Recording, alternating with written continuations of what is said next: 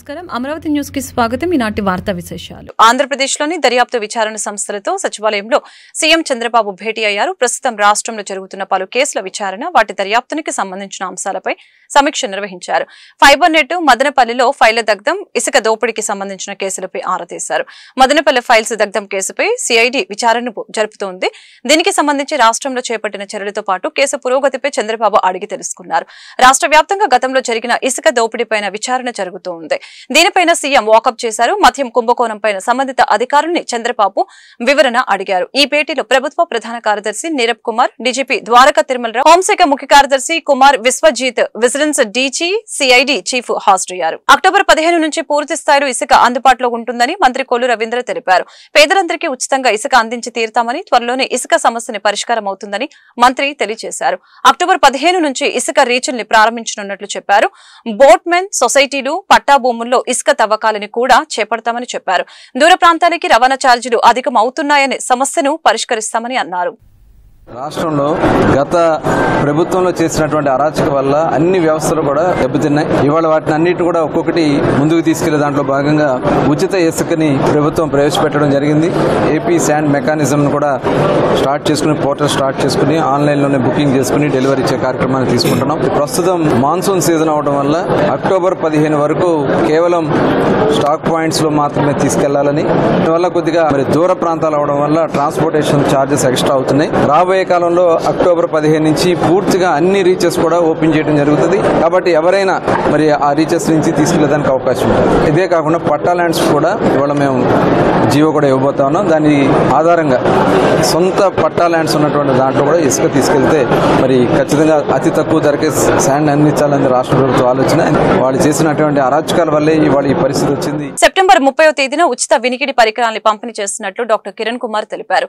పేద పిల్లలకి ఉపయోగపడే వినికిడి పరికరాలని స్వరూప స్వచ్ఛంద సంస్థ ముందుకు వచ్చి అందించడం అభినందనీయమని ప్రభుత్వ ఆసుపత్రి సూపరింటెండెంట్ డాక్టర్ కిరణ్ కుమార్ తెలిపారు. నగరంలోని ఎన్జీఓ కళ్యాణ మండపంలో స్వరూప చారిటబుల్ ట్రస్ట్ సంస్థ ఆధ్వర్యంలో దాదాపు 150 మంది పిల్లలకి ఉచితంగా వినికిడి పరికరాలని పంపిణీ చేశారు. ఈ సందర్భంగా డాక్టర్ కిరణ్ కుమార్ మాట్లాడారు. స్వరూప చారిటబుల్ ట్రస్ట్ పేద పిల్లలకి వినికిడి పరికరాలు ఇవ్వటం సంతోషంగా ఉందని అన్నారు. దాదాపు 150 మంది పిల్లలకి ₹1 కోటి విలువ గల ఈ పరికరాలు ఇవ్వటం ఇంతవరకు ఏ సంస్థ కూడా చేయలేదని చెప్పారు. ఒక్కొక్క పరికరం దాదాపు 60,000 ఖరీదుంటుందని, ఒక్కొక్క చిన్నారికి 2 చెవులకి వినికిడి యంత్రాలు ఇచ్చారని తెలియజేశారు. వినికిడి లోపమున్న చిన్నారులకు ఈ యంత్రాలు ఇవ్వటం వలన వారు ఎంతో సమస్యల నుంచి బయటపడే అవకాశాలు ఉంటాయని చెప్పారు. గుంటూరు ప్రభుత్వ ఆసుపత్రిలో మరొక 15 నుంచి 20 మిషన్లు అందుబాటులో ఉంచగలిగితే పేదవారికి అందించడానికి అవకాశం ఉంటుందని డాక్టర్ కిరణ్ కుమార్ చెప్పారు. జిల్లా వైద్య ఆరోగ్య శాఖ అధికారి డాక్టర్ విజయలక్ష్మి మాట్లాడుతూ పేద విద్యార్థులకు ఈ పరికరాలు ఎంతో ఉపయోగకరంగా ఉంటాయని చెప్పారు. ఈ సంస్థ చేస్తున్న కృషిని ఆమె అభినందించారు. కార్యక్రమంలో స్వరూప చారిటబుల్ ట్రస్ట్ నిర్వాహకులు సురేష్ పిల్లి, ఆర్బీఎస్ కే నోడల్ ఆఫీసర్ డాక్టర్ శ్రావణ్ బాబు తదితరులు పాల్గొన్నారు. గుంటూరు నగర auto drivers and workers union నగర సమితి ఆధ్వర్యంలో స్థానిక జీజేహెచ్ ఆటో స్టాండ్ డ్రైవర్స్ రుద్రపాడు, కోటి పారాలసిస్ వచ్చి కుటుంబ పోషణకు ఇబ్బంది పడుతున్న తరుణంలో వారికి సహాయంగా 50 కేజీల బియ్యాన్ని, అదేవిధంగా BR stadium auto stand driver Shaik Baji ఇటీవల గుండెపోటుతో మరణించిన కారణంగా వారి కుటుంబానికి సహాయంగా 50 కేజీల బియ్యాన్ని సిపిఐ జిల్లా కార్యదర్శి, యూనియన్ జిల్లా గౌరవ అధ్యక్షులు జంగాల అజయ్ కుమార్, సిపిఐ నగర కార్యదర్శి, యూనియన్ నగర గౌరవ అధ్యక్షులు కోట మాల్యాద్రి చేతుల మీదుగా బాధితులకి ఇవ్వటం జరిగింది.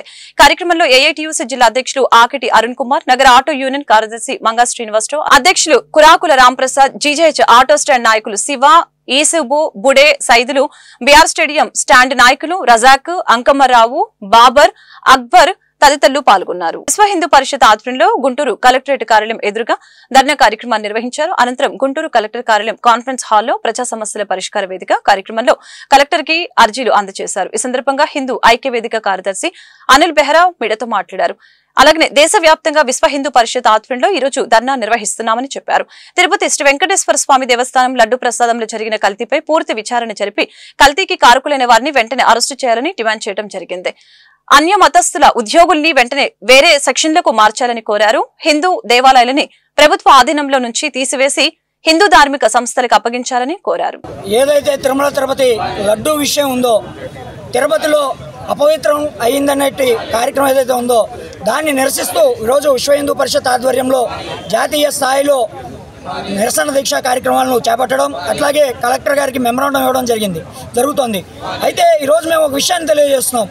ఇప్పుడు దాకా ప్రభుత్వాలు ఏవైతే ఉన్నాయో, గత ప్రభుత్వం తిరుపతి లడ్డు ఏదైతే అపవిత్రం చేసిందనేసి ఈ ప్రభుత్వం చెప్తా ఉందో దాని మీద పూర్తి స్థాయి కమిటీ ఒకటి ఏర్పాటు చేసి వాళ్ళని వెంటనే అరెస్టు చేయాలనేసి గత కొన్నాళ్లుగా మేము పోరాటం చేస్తూ ఉన్నాము. కాకపోతే దౌర్భాగ్యం ఏంటంటే ఇప్పుడు దాకా ఎవరిని అరెస్టు చేయకపోవడం. మేము ఈ ప్రభుత్వానికి విన్నవిస్తున్నాం, ఏళ్ల కొద్దిగా మా హిందూ దేవాలయాలను మీ ఆధీనంలో పెట్టుకొని, ప్రభుత్వాల ఆధీనంలో పెట్టుకొని మా దేవాలయాలని మీరు సర్వనాశనం చేస్తూ ఉన్నారు. మీకు నడపడం రావట్లేదు. కాబట్టి విశ్వ హిందూ పరిషత్గా మేము చెప్తున్నాం, మా దేవాలయాల్ని, మా హిందూ దేవాలయాల్ని ఏదైతే హిందూ ధార్మిక సంస్థలు అయితే ఏవైతే ఉన్నాయో ఆ హిందూ ధార్మిక సంస్థ అయిన విశ్వ హిందూ పరిషత్కి యావత్తు దేవాలయాల్ని మాకు అప్పగించండి, మీకు చేత కాకపోతే అని చెప్తున్నాం. మేము ఉదాహరణగా చాలా దేవాలయాలను ఇప్పుడు మా ఆధీనంలో ఉన్నాయి. దేశంలో అయోధ్య రామ మందిరం ఈరోజు విశ్వ హిందూ పరిషత్ నడుపుతూ ఉంది. అట్లాగే గుజరాత్లో సోమనాథ్ ఆలయాన్ని విశ్వ హిందూ పరిషత్ కమిటీనే నడుపుతూ ఉంది. అనేక దేవాలయాల్ని మేము నడిపినటువంటి చరిత్ర మాకుంది. మీకు చేత కాదు నడపడం, అన్యమతస్తులను తీసుకొచ్చి మా దేవాలయాల్లో పెట్టి మా ఆత్మాభిమానాన్ని దెబ్బతీస్తూ ఉన్నారు. శ్రీరామ్ రత్నాకరాదౌతపదాం హిమాలయ కిరీటిని బ్రహ్మరాజేశ్వరి రత్నాఢ్యాం వందే భారత మాతరం. తిరుమల తిరుపతి దేవస్థానం యొక్క పవిత్రతని కాపాడాలని, అన్యమతస్తులను ఆ దేవాలయంలో ఉద్యోగస్తులుగా బయటికి పంపించి వారి వేరే చోట వారికి అవకాశం ఇవ్వాలని విశ్వ హిందూ పరిషత్ గుంటూరు జిల్లా విభాగము కోరుకుంటూ ఈ రోజున జిల్లా కలెక్టర్ గారికి మెమోరాండం ఇవ్వడానికి అనేక మంది తరలి వచ్చామని చెప్పేసి తెలియజేసుకుంటున్నాం. డిప్యూటీ డీఈఓ మేకతోటి వెంకటప్పయ్య 500 గజాలు ఆక్రమించుకొని తమపైన కేసు పెడుతున్నారని జ్యోతి లక్ష్మి ఆవేదన వ్యక్తం చేశారు. అద్దెకు స్థలం తీసుకుని కబ్జా చేసి బెదిరింపులకు పాల్పడుతున్నారని కలెక్టర్ కార్యాలయంలో ఆమె ఫిర్యాదు చేశారు. గుంటూరు నగరం వాసవి నగర్ కి చెందిన బాధితురాలు జ్యోతి లక్ష్మి మీడియాతో మాట్లాడారు. గుంటూరు వాసవి నగర్ కి చెందిన లక్ష్మి తన 500 గజాల ఖాళీ స్థలాన్ని మేకతోటి వెంకటప్పయ్య వాళ్ళ కుమార్తె పేరు మీద ఉన్న సాయిరాం కార్స్ వ్యాపారం నిర్వహించడానికి 2 నెలలకు అని అద్దెకు తీసుకున్నారని చెప్పారు. ఎటువంటి రాతపూర్వకాలు లేకుండా నోటి మాటతో తీసుకున్నారని తెలిపారు. నెలకి 12,000 ఇస్తానని 2019 జనవరిలో తీసుకున్నారని అన్నారు. నా భర్త 2024 జనవరి 26వ తేదీన వారి పెట్టే బాధల్ని తట్టుకోలేక మరణించారని ఆవేదన వెలిబుచ్చారు. మాజీ హోంమంత్రి సుచరిత బంధువుని అంటూ కూడా ఫోర్జరీ డాక్యుమెంట్లు సృష్టించి వెంకటప్పయ్య మమ్మల్ని బెదిరిస్తున్నాడని అన్నారు. మా స్థలం మాకు ఇవ్వమని అడుగుతుంటే మరలా అడిగితే మమ్మల్ని చంపేస్తానంటూ బెదిరిస్తున్నారని తెలిపారు. వాసవి నగర్ లోని 500 గజాల స్థలం ఇప్పించి మాకు న్యాయం చేయాలని కోరారు. మాకు న్యాయం చేయండి సార్. నా బిడ్డను నేను డాక్టర్ చదివించుకోవాలి సార్. ఈ సంవత్సరం నా బిడ్డ చదువు ఆగిపోయింది సార్. మాకు ఏదో బతుకుదామని అతికిచ్చామండి. ఓ 2 నెలలు అంటే మా ఆయన మంచంలో ఉన్నాడు. 12,000 ఇస్తున్నాడు కదా. 5 సంవత్సరాల నుంచి మా బతుకుని 12,000తోనే గడిపించాడండి. మేము అమ్ముకోనీయకుండా అడ్డం కూర్చున్నాడండి. అమ్ముకొని మా ఆయన తిని ఇంకా 10 ఏళ్ళు బతికేవాళ్ళు. వాళ్ళ ఆవిడ జనరల్ హాస్పిటల్లో పనిచేస్తుందని మెడిసిన్ మేము అడగకపోయినా ఇస్తా అని 5 ఏళ్ళకి ఆయనే ఇచ్చాడండి. లాస్ట్లో మెడిసిన్ స్పెషల్ మ్యానుఫ్యాక్చరింగ్ చేయించి ఇచ్చాడండి. ఫోన్లో రికార్డు ఉందండి. అమ్మ ఇంకా తయారవ్వలేదు బిళ్ళలని ఇచ్చాడు. ఒక్క రకమే బిళ్ళలు ఇచ్చాడు. అవి వేసుకున్నాక మా ఆయన పోయాడండి. ఒక నెలకి ఇచ్చాడు బిళ్ళలు. ఆ నెలలోనే 20 రోజులకి ఏం పోయాడండి మా వారు. ఈ అన్యాయం సార్. ఆయన చేసే అన్ని అన్యాయాలు నేను బయట పెట్టలేకపోతున్నాను. ఎట్లా ఏం చేయాలో నాకు అర్థం కావట్లేదు. మాకు మాత్రం న్యాయం చేయండి సార్. ఆయన మా సైట్లోంచి వెళ్ళిపోయి నా బిడ్డను నేను చదివించుకోవాలి. సారైనా స్పందించి మాకు న్యాయం చేయండి సార్. మాకు ఈ వెంకటప్పయ్య గారి భార్య నుంచి ఎలా అయినా సరే మా స్థలం మాకు ఇప్పించి ఆయన పక్కకు పోయేది చేయండి సార్. ఆయన మమ్మల్ని బాధలు పెడుతున్నాడండి, ఇబ్బందులు అండి, టార్చర్ అండి. ట్రిప్కి ఒకటి ఏదో కేసులు పెడుతున్నాడండి. మాట్లాడితే ఎస్సీ ఎస్టీ కేసులు పెట్టి పిలిపిస్తున్నాడండి. పోలీసులను కాల్ చేసి కాల్ రికార్డ్స్ అవి కూడా ఉన్నాయండి. పోలీసులు ఫోన్ చేసి అమ్మ నీ మీద ఎస్సీ ఎస్టీ కేసు పెట్టారు రండి. మా ఆయన మీద కూడా పెట్టాడు. అలాంటి కేసులు ఉన్నాయండి. అవి పెట్టింది అన్ని తిరుమల శ్రీవారి లడ్డు ప్రసాదంపై చంద్రబాబు చేసిన ప్రచారంపై సుప్రీంకోర్టు తీవ్ర ఆగ్రహం వ్యక్తం చేసింది. లడ్డు కల్తీ జరిగిందన్న ఆధారాలు లేకుండా, పైగా దర్యాప్తు ఇంకా మొదలు కాకముందే మీడియా ముందుకు వచ్చి అలాంటి వ్యాఖ్యలు చేయడం ఏంటని నిలదీసింది.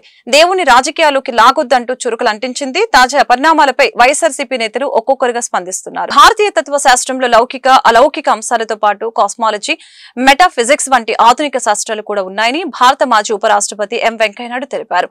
నాగార్జున విశ్వవిద్యాలయం నిర్వహించిన సచ్చిదానందమూర్తి శత జయంతి వేడుకలకి ఆయన ముఖ్య అతిథిగా హాజరయ్యారు. ఈ సందర్భంగా పోస్టల్ శాఖ విడుదల చేసిన పోస్టల్ కవర్ ని ఆవిష్కరించారు. అనంతరం ఆయన మాట్లాడారు. చైతన్యం, జ్ఞాన సముపార్జన అంశాల్లో భారత్ ప్రపంచంలోని చాలా దేశాల కంటే ముందంజలో ఉందని చెప్పారు. ఆచార్య నాగార్జునుడు, ఆది శంకరాచార్యులు, బుద్ధుడు, పోతులూరి వీరబ్రహ్మేంద్ర స్వామి వేమన వంటి వారిని భారతీయ తత్వానికి మూల పురుషులుగా అభివర్ణిస్తారు. ఆ తర్వాత కాలంలో జిడ్డు కృష్ణమూర్తి, సర్వేపల్లి రాధాకృష్ణన్తో పాటు కొత్త సచ్చిదానందమూర్తి భారత తత్వ శాస్త్రాన్ని విశ్వవ్యాప్తం చేశారని కొనియాడారు. భారతీయ మూలాల్లోకి వెళ్లి మన తత్వ శాస్త్రాన్ని నేటి తరానికి అందించిన మహనీయుడు సచ్చిదానందమూర్తి అని తెలిపారు. తన వ్యాసాల ద్వారా, తన ప్రసంగాల ద్వారా ఈ జాతికి మళ్ళా తిరిగి పునర్వైభవం కల్పించే పాత ఆలోచనలు గుర్తు చేసే మహామనిషి మన ఆచార్య కొత్త సచ్చిదానందమూర్తి గారు.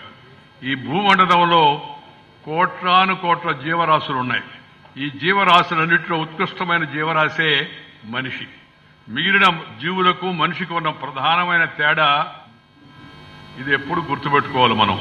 ఈ చైతన్యం కారణంగానే నాగరికత వికసించింది, విస్తరించింది. లౌకిక అలౌకిక సంస్కరణలు జరిగాయి. విజ్ఞానం పరిడే వెళ్ళింది. ఒకప్పుడు భారతదేశాన్ని విశ్వగురు అనేవాళ్ళు. ప్రపంచం నలుమూల నుంచి విద్యార్థులు నలంద, తక్షశిల, విక్రమశిల లాంటి విశ్వవిద్యాలయాలకు వచ్చి చదువుకొని విజ్ఞానాన్ని పొంది వెళ్ళారని చెప్పి చరిత్ర చెప్తూ ఉంది మనకి.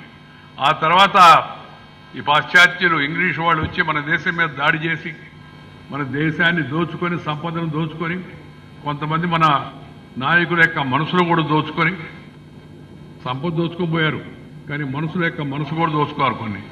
ఎందుకంటే ఇంగ్లీష్ వాళ్ళు గొప్పవాళ్ళని, మనమంతా చాలా తక్కువ వాళ్ళమని, ఇంగ్లీష్ భాష చాలా గొప్పదని, ఇంగ్లీష్ వేషం చాలా గొప్పదని, ఇంగ్లీష్ వాళ్ళందరూ పెద్ద నాయకులని, రాబర్ట్ క్లైవ్లు లేకపోతే అలెగ్జాండర్లు. కానీ మన దేశంలో పుట్టిన మన అల్లూరు సీతారామరాజు, మన యొక్క వీరపాండ్య కట్టబొమ్మన్, మన ఛత్రపతి శివాజీ మహారాజ్, మన యొక్క మహారాణా ప్రతాప్, మన రాణి ఝాన్సీ లక్ష్మీబాయి, మన రాణి రుద్రమ్మ, మన కొమరం భీం, ఇలా అనేక మంది ఉన్నారు. వాళ్ళ గొప్పతనాన్ని వాళ్ళు తెలియజేయలే. ఎందుకంటే వాళ్ళ గొప్పతనం చెప్పి వాళ్ళ ద్వారా మనల్ని పరిపాలించారు.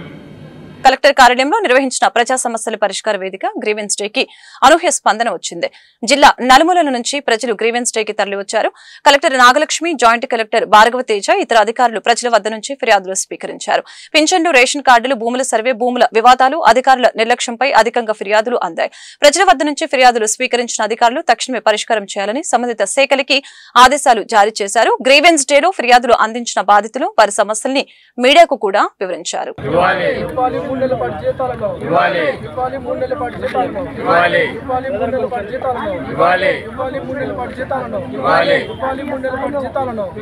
ముఖ్యమంత్రి గారికి, చంద్రబాబు గారికి, అలాగే డిప్యూటీ ముఖ్యమంత్రి గారు పవన్ కళ్యాణ్ గారికి వాలంటీర్ తరఫున నా తరఫున నమస్కారాలండి.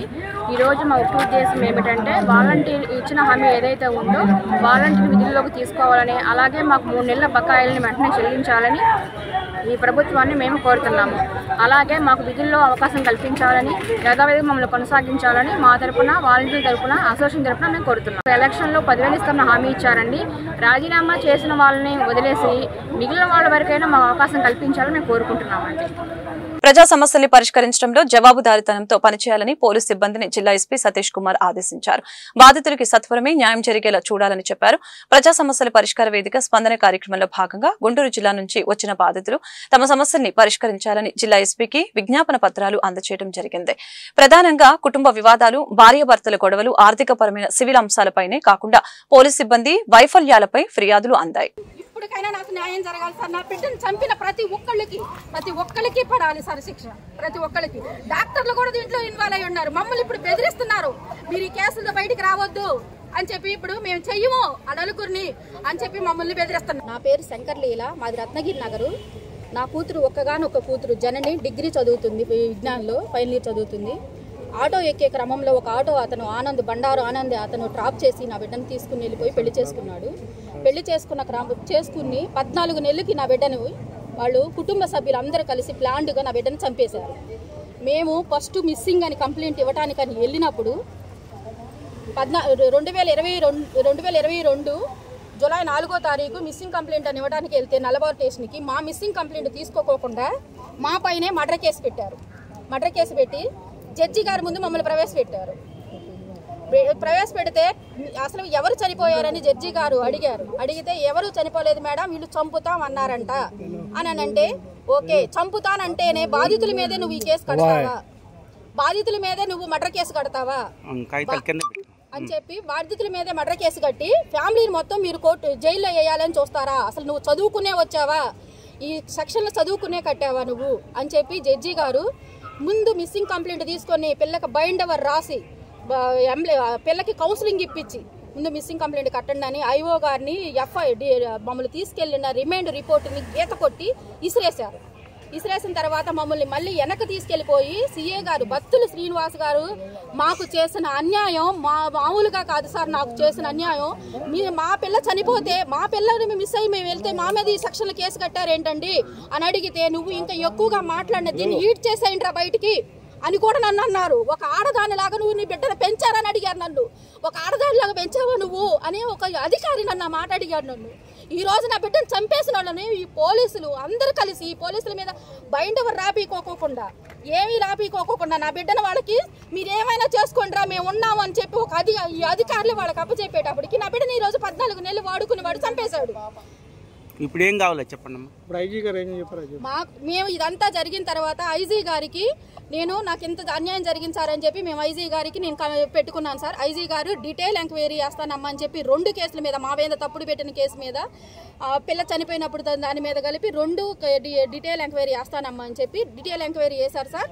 డీటెయిల్ ఎంక్వైరీ చేసే క్రమంలోనే ఒక్కడనే అరెస్ట్ చేశారు.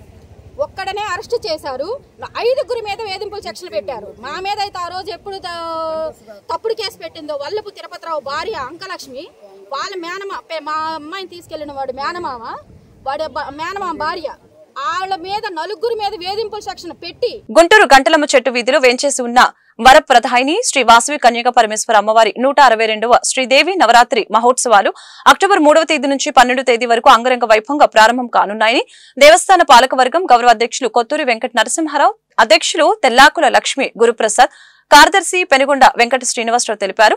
ఈ ఉత్సవాలలో భాగంగా అమ్మవారు ప్రతిరోజు ప్రత్యేక అలంకారంతో దేదీప్యమానంగా భక్తులకి దర్శనమిస్తారని పేర్కొన్నారు. సోమవారం ఏర్పాటు చేసిన మీడియా సమావేశంలో దేవి నవరాత్రుల ఆహ్వాన పత్రికను దేవస్థాన పాలకవర్గం ఆవిష్కరించారు.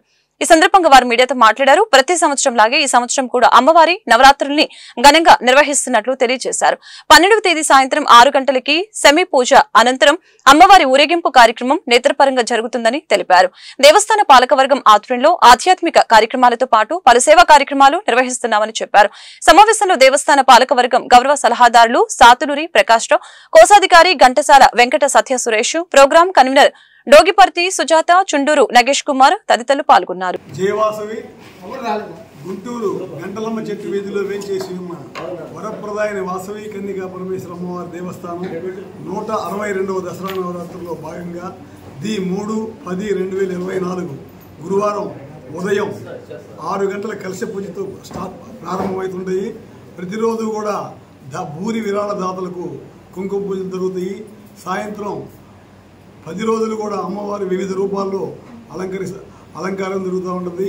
రాజరాజేశ్వరి, గాయత్రి మాత, అన్నపూర్ణమాత, సరస్వతీమాత, లక్ష్మీమాత, చండీమాత, కాళీమాత, మహిషాసురమర్దిని, వాసవి కన్యకా పరమేశ్వర అమ్మవారి వివిధ రూపాల్లో ప్రతిరోజు కూడా రంగరంగ వైభవంగా జరుగుతాయి. పుష్పశయ్య, మూలా నక్షత్రం ఇంకా అద్భుతంగా అమోఘంగా జరుగుతూ ఉంటుంది. 12వ తారీఖు సాయంత్రం 5 గంటలకి సెమీ పూజ, తర్వాత నగరోత్సవం కూడా జరుగుతూ ఉంటాయి. ఈ సంవత్సరం ప్రత్యేకంగా బాగా చేయాలనే ఉద్దేశంతో కమిటీ వారు భక్తులు కలిసి వనంలాగా ఉద్యానవనంలో ఎలా ఉంటుందో అమ్మవారు అలా ప్రత్యేకంగా చేయడం జరిగింది. 2 కళ్ళు చాలంత అద్భుతంగా చేస్తున్నాము. కావున గుంటూరు నగర ప్రజలు ఒక్కసారైనా సరే అమ్మవారిని దర్శించి తీర్థప్రసాదాలు స్వీకరించి అమ్మవారి ఆశీస్సులు పొందాలి. మా యొక్క దేవాలయం ఓన్లీ ఆధ్యాత్మిక కార్యక్రమాలే కాకుండా సాంఘిక సేవా కార్యక్రమాలు చేసుకుంటూ వెళ్తున్నాము. వరద బాధితులకు విజయవాడ వాళ్ళకి సహాయ సహకారాలు ఇచ్చాము. కరోనా టైంలో చేసుకుంటూ వెళ్తున్నాము. ప్రతి వారం కూడా ఆలయ ప్రదక్షిణలు, మంగళవారం, శుక్రవారం, ఆదివారం కూడా పూజలు జరుగుతూ ఉన్నాయి. ఈ అన్నింటిలో కూడా అందరూ పార్టిసిపేట్ చేయాలి. అయోధ్య పట్టాభిషేకం, అయోధ్య రామ మందిరం సందర్భంగా కూడా ఇక్కడ ఉత్సవాలు చేశాము. ప్రతి దానికి ఇది అది అని కాకుండా అన్ని రకాల దేశం, రాష్ట్రం సుభిక్షంగా ఉండాలని చెప్పి ఎన్నో కార్యక్రమాలు చేపట్టి చేసుకుంటూ వెళ్తున్నాము. దీనికి భక్తులు, దాతలు సహాయ సహకారాలు చేస్తున్నారు. వాసవి కన్యకా పరమేశ్వరి దేవస్థానం గంటలమ్మ చెట్టు వీధి గుంటూరు 162వ సంవత్సర దసరా వేడుకలు రంగరంగ వైభవంగా జరుగుతున్నాయి. పుర ప్రముఖులు అందరూ కూడా అమ్మవారిని దర్శించడానికి అందరూ రావాల్సిందిగా కోరుతున్నాం. 3వ తారీఖు నుంచి బిగిన్ అవుతుంది, 12వ తారీఖు దాకా. ఈ స్పెషల్గా ఈసారి వనములాగా తయారు చేసాము. గుడి ప్రాంగణం మొత్తం కూడా రోజు ఉండే లైట్లు, వెలుతురులు, ఏసీలు, ఈ అడావుడి ఎక్కువ ఉండటం వల్ల పొజిషన్ అంతా కూడా డిఫరెంట్గా ఉంది. ఈసారి డిఫరెంట్గా చేయాలని ఉద్దేశంతో అడవిలాగా గుడినే అడవి చేసేసాము. అమ్మవారు మధ్యలో ఉంటారు, చక్కటి దీపాలతో అమ్మవారు వెలుగుతుంటారు. ఆ దర్శనం చేసుకోవడానికి మీరెంతో పుణ్యాత్ములు అవుతారు. ఒక్కసారన్నా వచ్చి అమ్మవారిని దర్శించి తీర్థప్రసాదాలు తీసుకోవాల్సిందిగా కూర్చున్నాం. జై వాసవి, జై జై వాసవి. జై వాసవి. ఈ సంవత్సరం 162వ సంవత్సరం పూజాకారం జరుగుతున్నది. అమ్మవారు నవదుర్గగా అవతరించిన అమ్మవారు మన దేవస్థానంలో వనదేవతగా అవతరించారు. తప్పనిసరిగా భక్తులందరూ వచ్చి అమ్మవారిని దర్శించుకుని తీర్థప్రసాదాలు తీసుకోవాలని కోరుకుంటున్నాం. జై వాసవి. బ్రహ్మాండ నాయకి జగన్మాత జగజ్జనని ఆది పరాశక్తి దేవి నవరాత్రులంటే చిన్నారుల నుంచి వృద్ధుల వరకు అందరూ ఎంతో ఉత్సాహంగా ఎదురు చూస్తారు. లోకకంటకుడైన మహిషాసురుని వధించే శక్తి రూపంగా ఆ తల్లి వివిధ రూపాలతో, వివిధ నామాలతో భక్తులకి అనుగ్రహాన్ని ప్రసాదించే దివ్యమైన రోజులే దేవి నవరాత్రులు.